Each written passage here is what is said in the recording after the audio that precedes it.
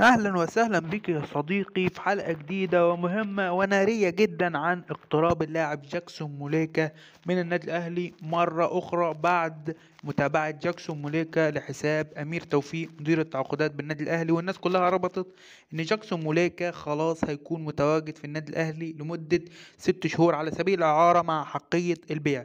ففي فيديو النهاردة هنعرف إيه الإضافات اللي هيميزها جاكسون موليكا وإيه الإضافات اللي هيضيفها للنادي الأهلي في كأس العالم، وهل امكانيات اللاعب وقدراته اللي هي عالميه تفيد النادي الاهلي، وهل الاهلي هيحاول ان هو يشتري اللاعب بشكل نهائي ويشتري عقد اللاعب. ده اللي هنعرفه في فيديو النهارده، فما تنساش يا صاحبي تعمل لايك واشتراك وتكمل الفيديو للاخر. طبعا جاكسون موليكا مهاجم صندوق، مهاجم متميز جدا اذا كان هو في مازيمبي او اذا كان هو بيلعب في تركيا، لانه لاعب متالق جدا في الملاعب التركيه اخر كام سنه، ولاعب بيعمل اي حاجه في الملعب. هو ده راس الحربه اللي تنقذ النادي الاهلي. فلو هتيجي يعني على سن اللاعب حتى الان لم يتخطى عمر 23 سنه. هو مواليد 4 اكتوبر 1999، يعني اللاعب لسه سنه صغير وهيكون مستقبل كبير للنادي الاهلي، حال ان هو يقدر ان هو يشتري قيمه اللاعب او عقد اللاعب من نادي بشكتاش التركي. طبعا بشكتاش من افضل الانديه الموجوده في تركيا، واللاعب بينافس وبيلعب اساسي مع نادي بشكتاش، يعني دي حاجه كبيره جدا ان اللاعب واخد فرصه جامده جدا مع نادي بشكتاش التركي. ولكن بشكتاش حاول ان هو يجيب لاعب او يجيب راس حربة تاني غير جاكسون موليكا. عشان كده جاكسون موليكا بيفكر ان هو يلعب مع النادي الاهلي في كاس العالم، ولو النادي الاهلي حب ان هو يشتري عقد اللاعب هيكون موجود بند في العقد ان جاكسون موليكا يحق له الانضمام للنادي الاهلي حال رغبه الاهلي او حال رغبه اللاعب جاكسون موليكا.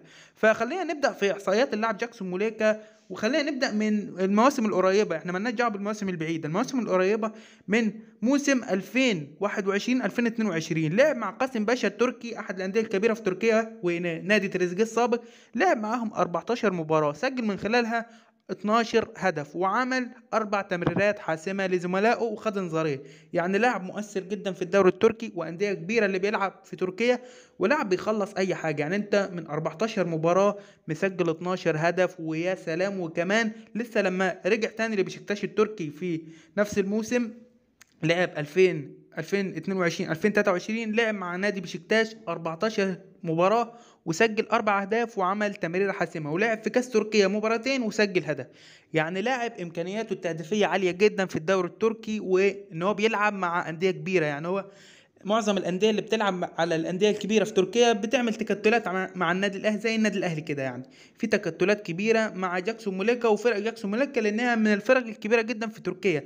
فاللاعب في ناحيه الحته الدفاعيه ان حد يدافع عليه مش هيعرف يعمل المساحات اللي هيواجدها في النادي الاهلي، ان مفيش مساحات قدام النادي الاهلي. لا، اللاعب ممتاز جدا، وزي ما انتم شايفين مهاراته وامكانياته التهديفيه العاليه جدا. يعني جاكسون موليكا بيسجل من اي منطقه زي ما انتم عارفين، وتحركاته في الملعب ممتازه جدا جدا جدا. واعتقد ان النادي الاهلي بيحاول فعلا ان هو يخلص في جاكسون موليكا المره دي، لان اللاعب حابب يلعب في كاس العالم، وطبعا هياخدوا 6 شهور وبند ان النادي الاهلي ممكن حال رغبه اللاعب جاكسون موليكا ان هو يكمل مع النادي الاهلي. فارقام جاكسون موليكا وقدراته في الملعب ومهاراته اللي موجوده واستغلال المساحات زي ما انتم شايفين، لاعب بيستغل انصاف الفرص قدام ال 18 ومن صغر سنه طبعا، وانتوا عارفينه في نادي مازيمبي، والنادي الاهلي كان حاول ان هو يتعاقد معاه قبل الاحتراف لكن ما قدرش.